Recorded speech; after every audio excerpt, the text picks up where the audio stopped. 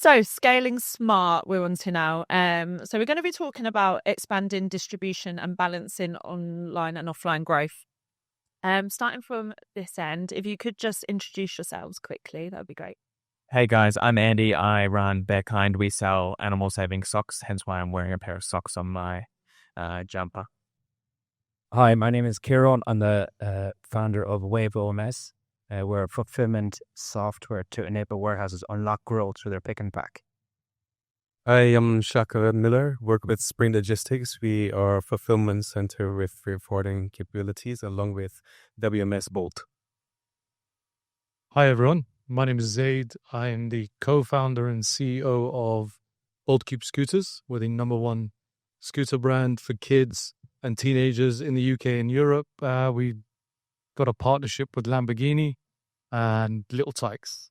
Wow, little name drop there. Love it. Okay, we're going to jump straight in. I'm going to start with you, Andrew. I've got some great figures in front of me. How did you go from 0 to 1,000 retailers in just 2 years? And can you share some of the key strategies? Yeah, I actually have like a bit of a spicy take on this. So I don't think my brand deserves to be in 1,000 retailers, which as a brand owner, I think is a hard thing to say. But we went through Fair, the B2B e-commerce marketplace, if you guys know it.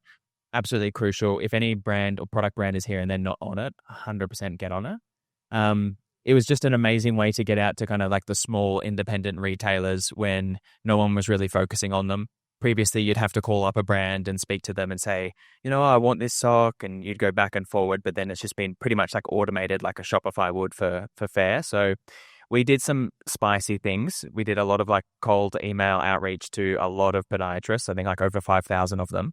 So my fingers were just like bleeding, but that was like the big thing for us, just trying to get things that people aren't doing, basically.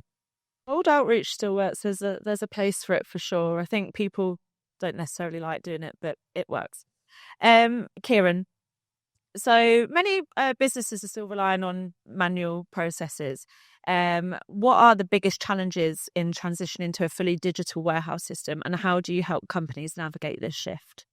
I think the biggest challenge is in the warehouse there's a lot of moving parts, right? So you obviously got the physical infrastructure right through to people and change management. And then overlay that with the order sources, and then add B2B, B2C marketplaces, and then click and collect on top of that. So there's a lot of moving parts on it. So typically you start by mapping processes, making sure that there's a change manager, someone responsible for that process. And then you start to take through the tech, the data, the order sources, right through to change management, so that it all is a seamless job at the end of the day. Yeah, seamless is definitely it's another buzzword, isn't it? I feel like I've got all the buzzwords. No one's mentioned AI, I don't think yet, so that's a good one. Zaid, so with BoldCube, what challenges did you face when expanding into retail, and how did you overcome them? I was thinking about how to word this on the way in.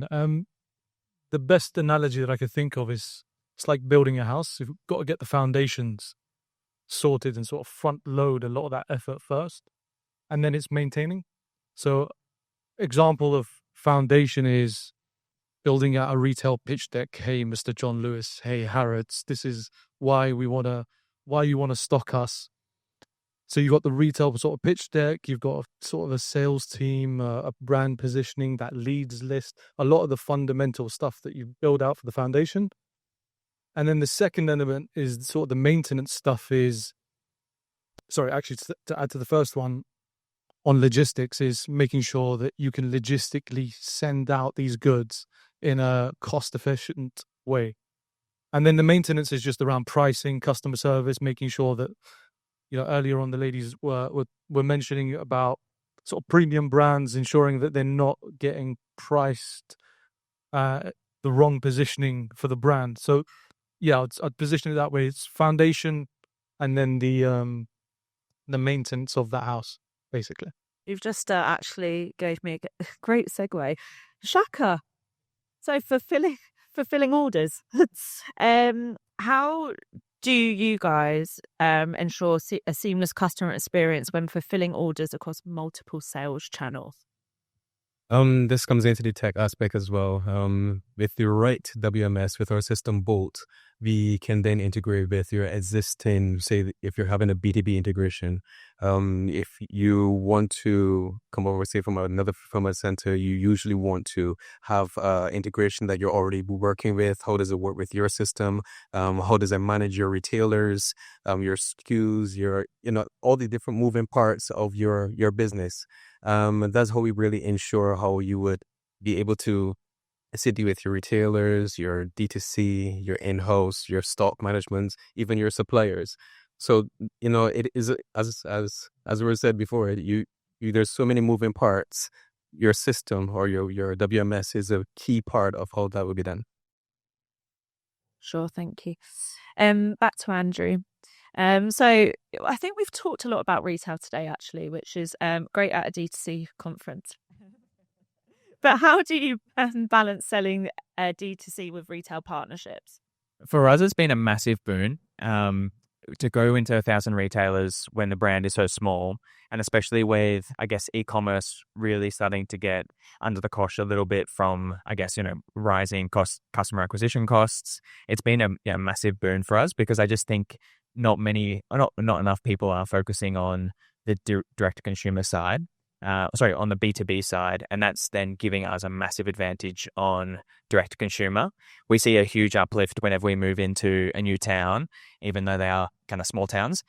We see a huge uplift then on sales, not just on the B2B side, but also the D2C. And then retailers, I think direct-to-consumer places love to shout about selling out of things. But if I ever talk to a retailer and they find out I've sold out of my Christmas crackers or something, they're just they're so angry at me. You're putting me out of pocket. And so you've just got to make sure you've got enough stock. So just get your ops right, pretty much. Never even thought of that. I would be the person that's we've sold out of this. And then you've got, I don't know, Tesco ringing you up shouting at you. Kieran. So... with the efficiency side of things, actually, hands up, does anyone use a warehouse in here? Are there any? Oh, hands are going up. How does improving warehouse efficiency contribute to a better operational environment for employees? Wow. I mean, efficiency in a warehouse contributes everywhere, right? Like we talked earlier today about your CSAT score, your cost per acquisition, and all the effort and cost that involves in actually getting an order to the door, right? And so if you have a warehouse that's humming and you're delivering the perfect pick ship process every time, it reduces the requirement for CS follow on. Your CSATs are terrific, right? But indeed, within the warehouse space and within the operational space, if it's totally transparent, you've got X amount of volume to do. How is everybody contributing to that from a pick rate, pack rate, volume, etc. And typically, more than 50% of the warehouse cost is usually the pick, right? So it's very much looking at your pick strategy. So if you're currently picking orders one at a time, incredibly inefficient. If it's 6 at a time, okay. But, a preferred approach is a consolidated, pick everything at once and bring it back and then work directly from that, right? So it's cutting down on labor and making sure you can only really ask warehouse workers to go to the well for you so much, right? So it's making sure that you cut down on that and you deliver the efficiencies with the full transparency to the warehouse, and everybody knows how much they're contributing to that. I think, once efficiency is so important, we speak about it at the agency a lot, and it's definitely something that everyone's improving on at the moment. Zaid, so back to retail. How do you handle pricing and margins when transitioning from D2C to retail? So a big part of it is kind of sitting down and asking yourself as a business owner or a business leader, what is important for you? As in, is it the top line number or is it the bottom line number? And kind of that will dictate the avenues that you kind of press and double down on. But if, for example, we do quite a lot of business with Amazon, and no offense to anyone who represents Amazon, but the top line on Amazon is always extremely sexy, but the bottom line kind of will make you lose sleep sometimes. So you just kind of got to sit down and ask yourself, what do you want to prioritize? Do you want to be a £10 million business that makes this much margin, or do you want to prioritize? For us, B2B is extremely profitable. We get good margins on it. So it's kind of, it just depends on what the focus is for the business. If it's the top line or the bottom line, and kind of just doubling down on that. So it can change depending on goals. Definitely, yeah. Amazing. Shaka. So I think it can be scary if a brand's looking at moving things from in-house to a 3PL. How should brands consider, what should brands consider when choosing a 3PL partner to support both online and retail distribution? Okay, so I'm going to expand that from moving just from in-house to a new 3PL. You could be moving between 3PLs as well. Things to consider: pricing structure. Transparency is always king.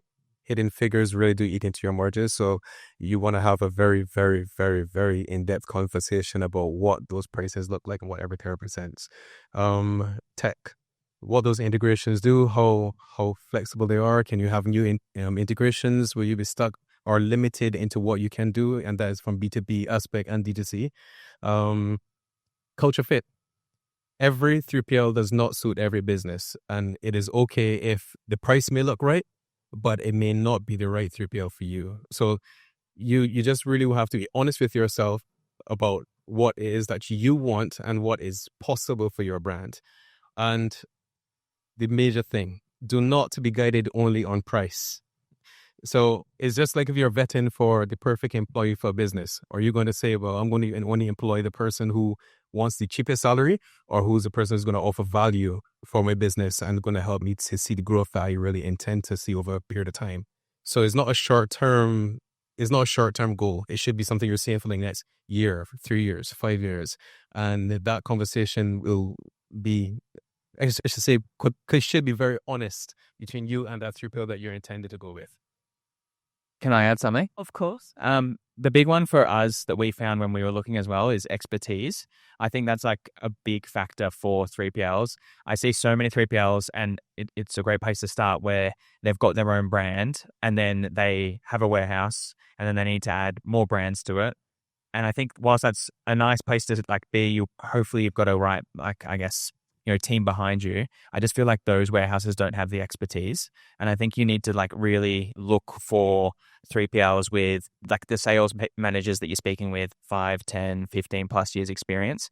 Because I think there's so many places that just don't have expertise. I think logistics is simple, but there's just so much you need to learn. And I think that's really underrated as well. It's literally like dating. Yeah, I was going to add to that. Yeah, the tech stack is so important. Like you've got recently now, there's just a huge flux towards TikTok, and TikTok Shop's doing phenomenally well. And if you've got a 3PL that's like old school and sends you Excel sheets of your inventory holding and sort of some guy in the back of like a napkin sort of calculations, it's just going to drive you nuts. So something as recent as sort of a simple TikTok integration into the warehouse management system could just be game changing into expanding into different DTC sort of platforms. And I just want to add more thing. No. If you're looking at just the integration, there are different moving parts to each integration. So you may have TikTok, you may have something like a B2B aspect, like B2A or Fulfill.io. There are so many different moving parts that may take more expertise or more fine tuning. And if you do not have an in-house tech individual or tech team, that fulfillment company should have a tech team that could help you tailor your needs. So that is a plus to Spring, by the way. Also, just to add to that, I've asked this question on a panel before, and someone literally said, well, if I can go for a beer with them, then it's a good start. So it's very British of us. Back to Kieran.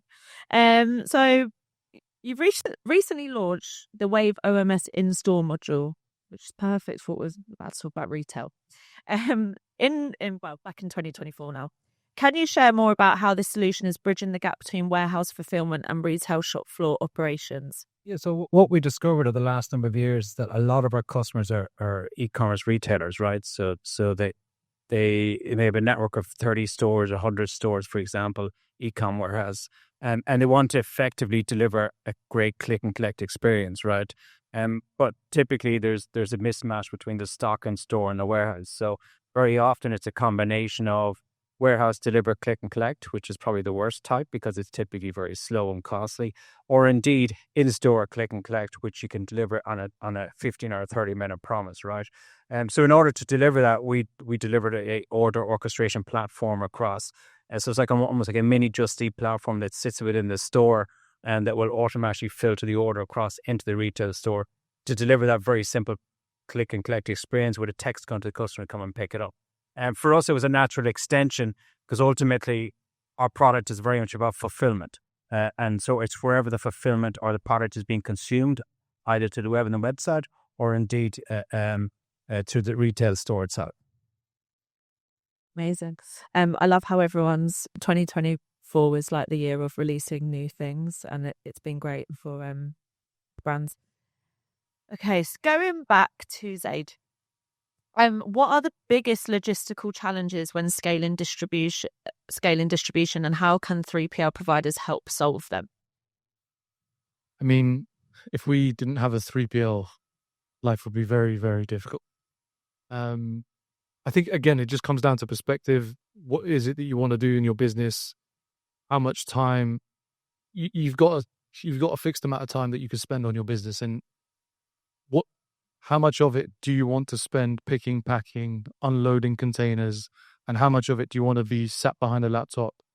And you kind of, depending on the weight of that department, I'll call it, let's say an operations department, depending on the weight of that and the significance of margin, and sometimes there's some brands out there that they need to be doing the logistics, they need to be doing the warehousing. It's like a very niche sort of liquid shampoo that, I mean, all shampoos are liquid, but so they need to do the operations. So it kind of just, it really depends. But for us, we're a big, bulky product. There's a lot of heavy movement. There's going to be a lot of machinery, sort of forklifts and stuff like that. We're very Q4 orientated because it's a very giftable product. So if we had to run our own warehouse, we'd probably hire half the town in Q4 and just have to let go of everyone in Q1 because it's so quiet. So the 3PL really helps you to scale and scale back down quite easily. So it's been detrimental for us. It's kind of like what we were talking about earlier with the outsourcing, the delegation, and giving you time to work on other stuff and handle the busy periods is so important. I think if you find the right partners, it doesn't feel like outsourcing. It's just an extension of your team. So yeah. Yes, facts. Selling your stuff right now, yeah. It is.